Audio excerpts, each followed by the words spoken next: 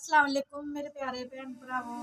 हाँ जी, अपना हाल चाल सुनाओ, किस तरह तुसीं ठीक हैगे हो? ते अल्लाह दा शुक्र है मैं भी ठीक हैगी हाँ। ते मैं अज बाजार दी शॉपिंग करके आई हाँ। मैं तुहानूं दिखावांगी अपनी बाजार दी शॉपिंग। ते मैं अज मेरियां घर भैणां बैठियां ना जेहड़ियां उन्हां नूं कैन नहीं बनाने आंदी, ते मैं उन्हां नूं तरीका दस्सांगी कि कैन किस तरह बनाई दी है। देखो मैं ना अपनी बेटियां वास्ते कैनां बनाईयां वा, ठीक है जी।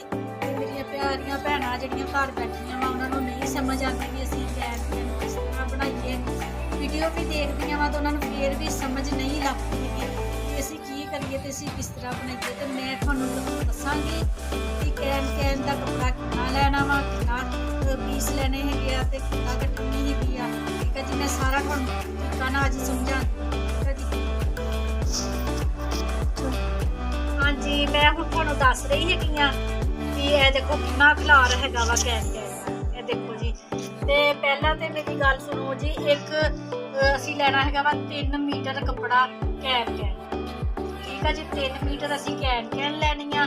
कैन असीं लै लैनी, लैके ते असीं ये देखो साडे हर घर दे विच इंची टेप हुंदी आ।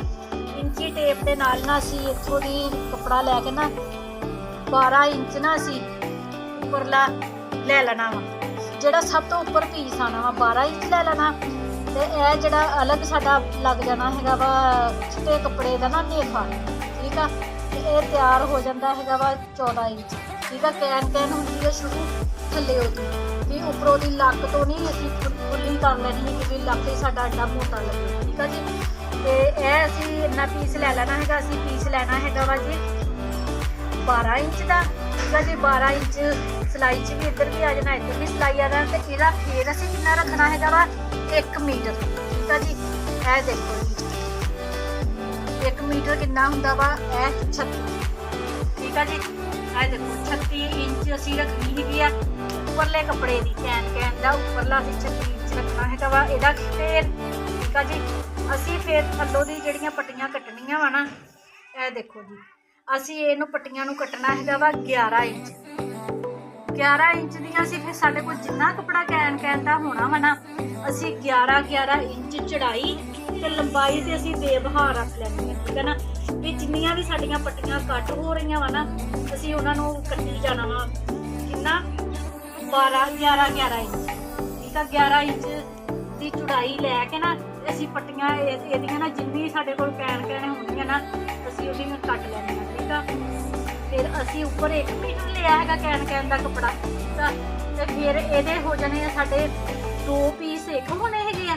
इहदा जिहड़ा फेर होना वा तीसरा पीस है ना जिहड़ा असीं लैना, इहदे 3 पीस असीं सिलाइयां ला के ना जोड़ के ए देखो ए मैं जोड़ लगाया होया वा, भी जोड़ लगाया होया। 3 पीस असीं इत्थे लगा लेने हैगे आ। ठीक आ, इत्थे साडा 1 पीस लग जाना हैगा वा डबल 1 पीस लग जाना हैगा। ਇੱਥੇ ਸਾਡਾ ਡਬਲ 1 ਪੀਸ ਲੱਗਣਾ ਹੈਗਾ, ਇੱਕ ਸਿੰਗਲ ਪੀਸ ਲੱਗਣਾ 3 ਪੀਸ ਲੱਗ ਜਾਣਾ। ਠੀਕ ਆ, ਬਾਕੀ ਜਿਹੜਾ ਵੀ ਸਾਡੇ कैन ਦੇ ਪੀਸ ਬਚਨੇ ਹੈਗੇ ਆ ਨਾ 4 ਬਚ ਜਾਣ 5 ਬਚ ਜਾਣ ਇਸ ਤਰ੍ਹਾਂ ਕੱਟੇ ਹੋਏ, ਉਹ ਸਾਰੇ ਫਿਰ ਅਸੀਂ ਥੱਲੇ ਸਿਲਾਈਆਂ ਦੇ ਨਾਲ ਨਾ ਇਹ ਜੋੜ ਲੈਣੇ ਆ। ਦੇਖੋ ਇਹ ਸਿਲਾਈ ਲਗਾਈ ਹੋਈ ਆ। ਠੀਕ ਆ ਨਾ, ਇਹ ਦੇਖੋ ਜੋੜ ਲਗਾਇਆ ਹੋਇਆ। ਜਿੰਨੇ ਇਹ ਛੋਟਾ ਜਿਹਾ ਪੀਸ ਬਚਿਆ ਸੀ ਮੈਂ ਉਹ ਵੀ ਵਿੱਚ ਸ਼ਾਮਿਲ ਕਰ ਲਿਆ ਵਾ। ਠੀਕ ਆ ਜੀ, जिन्ना भी साडे कोल पीस बचने ने असीं वो सारे थल्ले जोड़ के ते फिर असीं ना जिस तरह फ्राक बनाई दी हैगी आ इस तरह करके ना असीं प्लेट पाई जाने हैगे आ ते असीं उहनूं नाल सी जाना वा। इत्थे असीं कोई चोंटा नहीं पाणियां हैगियां। इत्थे देखो ना 1 मीटर सीगा ना ते असीं उपर नेफा बनाया वा, नेफा बना के विच लास्टिक पाती, उपरों ये चीज़ हो गई। थल्ले वो साडे 3 पीस सीगे, असीं 3 पीसां नूं इत्थे विच एडजस्ट कर दिता है प्लेट पा के। ठीक है, बाकी फिर ਜਿਹੜੇ ਸਾਡੇ ਪੀਸ ਬਚੇ ਅਸੀਂ ਸਾਰਿਆਂ ਨੂੰ ਜੋੜ ਲਿਆ, ਲੰਮੀ ਪੱਟੀ ਬਣਾ ਲੈਣੀ, ਬਣਾ ਕੇ ਤੇ ਫਿਰ ਅਸੀਂ ਇੱਥੇ ਪਲੇਟ ਪਾਈ ਜਾਣੇ ਹੈਗੇ, ਇਹਦੇ ਨਾਲ ਜੋੜੀ ਜਾਣਾ। ਠੀਕ ਹੈ ਜੀ, ਅਗਰ ਤੁਹਾਨੂੰ ਨਹੀਂ ਸਮਝ ਆਈ ਤਾਂ ਦੁਬਾਰਾ ਕਮੈਂਟ ਕਰਕੇ ਮੈਨੂੰ ਦੱਸ ਸਕਦੇ ਹੈਗੇ, ਮੈਂ ਤੁਹਾਨੂੰ ਦੁਬਾਰਾ ਵੀ ਸਮਝਾ ਦੇਵਾਂਗੀ। ਠੀਕ ਆ ਜੀ, ਇਹ ਸਾਡੀ कैन बन गई है कि यह देखो जी माशाल्लाह, ਇਹ देखो जबरदस्त कैन बनी है। मैं अपनी बेटी दियां लईआं हैगियां ना मैक्सियां, तो उन्होंने थल्लों दी कैनां पहननियां हैगियां। ठीक है जी, ते नाले मैं अपना सूट कटाई करन लगी हैगियां ते वो भी मैं तुहानूं दिखांदी हैगियां कि ਕਿਸ ਤਰ੍ਹਾਂ ਸੂਟ ਦੀ ਕਟਾਈ ਕਰੀ। ਹਾਂਜੀ, ਮੇਰੀਆਂ ਭੈਣਾਂ ਨੂੰ ਜਿਨ੍ਹਾਂ ਨੂੰ ਵੀ ਸਮਝ ਲੱਗੀ ਹੈਗੀ ਆ ਮੇਰੇ ਕਹਿਣ ਬਣਾਉਣੇ ਦੇ ਤਰੀਕੇ ਦੀ, ਮੇਰੀਆਂ ਭੈਣਾਂ ਕਮੈਂਟ ਕਰਕੇ ਮੈਨੂੰ ਦੱਸ ਸਕਦੀਆਂ ਵਾ। ਅਗਰ ਅੱਛੀ ਲੱਗੀ ਹੈਗੀ ਆ ਤੇ ਉਹ ਵੀ ਮੈਨੂੰ ਦੱਸਿਓ, ਠੀਕ ਆ ਜੀ।